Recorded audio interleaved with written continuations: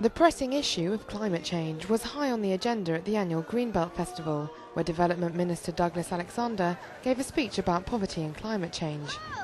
He said that it was vital that developing nations benefited equally alongside those in the developed world from any agreement reached at the Copenhagen Climate Change Conference in December.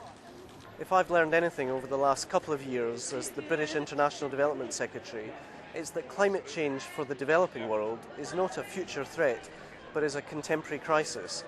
And if we came together in 2005 in our endeavours to make poverty history, we must now recognise that unless we tackle climate change, it will make poverty the future for billions of our fellow citizens around the planet. That's why this December, the Copenhagen negotiations are so critical to the developing world, because the greatest impacts of dangerous climate change are already being felt in community after community across the developing world. That's why the British government is working so hard to have a deal that is ambitious, that is effective, but is also fair on the basis of common but differentiated responsibilities.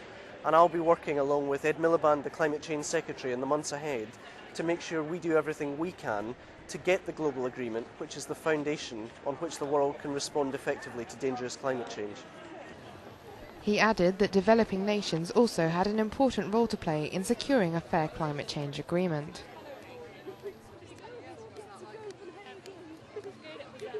We believe both developed and developing countries have an absolutely key role to play within the Copenhagen deal. If you look ahead to 2050, 8 billion of the world's 9 billion population will live and work in developing countries. So it's critical that developing countries are engaged in this process, critical that they're engaged in the deal, and it's critical that we make sure that deal is fair, not just for one part of the world, but for every part of the world. Visitors to Greenbelt were able to talk directly to government officials on climate change to find out more about Copenhagen. Attention will now focus on the summit in December to see what kind of agreement can be achieved.